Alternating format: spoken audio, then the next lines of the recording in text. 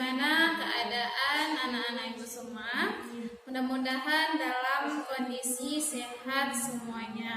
Nah, ketika Ibu tanyakan kaifa halukum, maka anak-anak Ibu semua bisa menjawabnya bihairin walhamdulillah.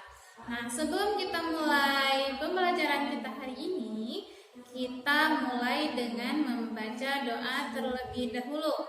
Oke, hayya naqra'u doa. Bismillahirrahmanirrahim. Rabbi zidni ilman warzuqni fahman. Raditu billahi rabba wa bil islami dina wa bi Muhammadin nabiyya wa rasula. Rabbi israh li sadri wa yassir li amri wahlul 'uqdatam min lisani yafqahu qawli. Baik anak-anak Ibu semua, untuk pembahasan kita hari ini kita akan lanjut kembali pembahasan minggu kemarin ya. Ad-darsul tsalis al-mawdu' fil fasli safhah itnani wa ishruna ya. Kita akan lanjut kembali di pembahasan ad-darsul tsalis, pembelajaran ketiga yang judulnya fil fasli, di kelas, artinya halaman 22. Nah, kosakata alhamdulillah minggu kemarin kita sudah belajar dan anak-anak Ibu semua Ibu harapkan sudah menghafalnya. Nah, sebelum kita melanjutkan, Ibu akan mengulang kembali kosakata di halaman 22 ya, fi safha itnani wa ishruna. Oke, akan Ibu bacakan kembali. Mudarrisun, mudarrisun, tilmidun, tilmidun, kursiyun, kursiyun, lauhatun, lauhatun, kitabun, kitabun, daftarun, daftarun, haqibatun, haqibatun, tawilatun, tawilatun, lasiqun, lasiqun, qalamu sabburatin, qalamu sabburatin, sabburatun, sabburatun, massahatun, massahatun. Baik anak-anak Ibu semua, sekarang coba perhatikan ke papan tulis ya. Undurna ila sabburah. Nah, ismul isyarah kita hari ini mengulang kembali ismul isyarah ya. Ismul isyarahnya hadza, hadhihi, dzalika, sama tilka ya. Kita belajar hari ini dari 4 ismul isyarah. Hadza, hadhihi, dzalika, tilka ya. Pertemuan pertama kemarin kita sudah pernah belajar ismul isyarah dari hadza, hadhihi, dzalika, sama tilka. Nah, untuk hari ini kita mengulangnya kembali. Nah, penggunaan ismul isyarah dari hadza ya. Hadza, hadhihi digunakan untuk ism atau kata benda yang dekat ya, bisa diartikan dengan ini. Oke, contohnya benda misalnya pulpen ya, pulpen. Ini pulpen. Maka digunakan ism isyarah hadza, hadhihi ya, sama-sama artinya ini dan digunakan untuk benda yang dekat. Nah, hadza digunakan untuk mudzakkar ya, kata benda mudzakkar. Apa sih mudzakkar? Mudzakkar umumnya kata benda tersebut tidak menggunakan tak marbutah di akhirnya ya. Tak taknis atau tak marbutah. Tak marbutah misalnya qalamun tanpa tak marbutah ujungnya. Kitabun, kursiyun ya, itu tidak menggunakan ta marbutah, maka kita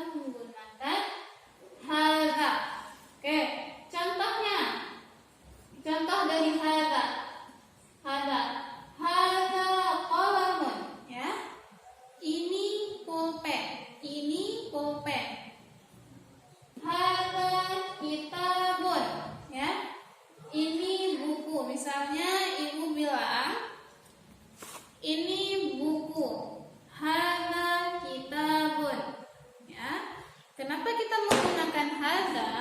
Karena di akhirnya tidak menggunakan ta marbutah. Oke, qalamun, kitabun tidak menggunakan ta marbutah di akhirnya.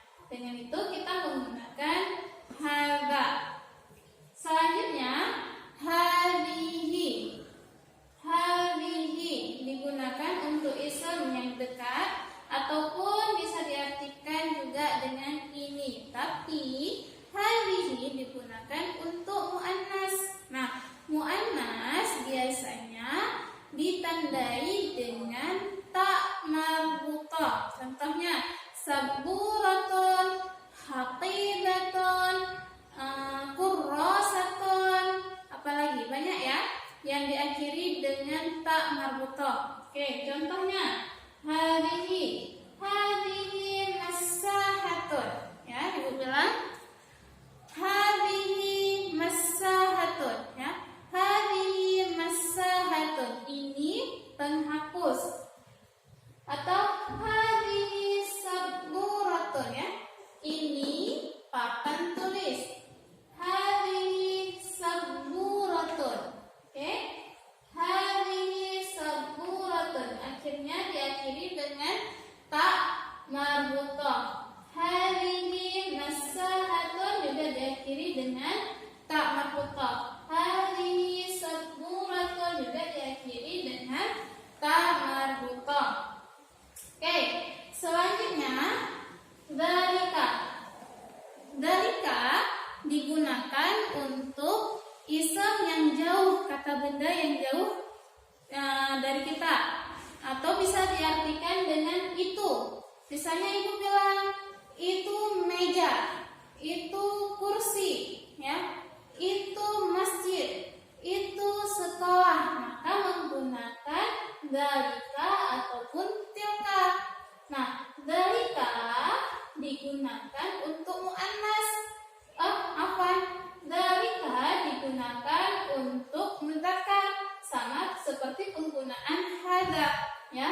Dzalika digunakan untuk mudzakkar. Contohnya, nah mudzakkar tadi tanpa ta marbutah di akhirnya, ya, tidak ada ta marbutah di akhirnya. Contohnya dzalika tilmidun.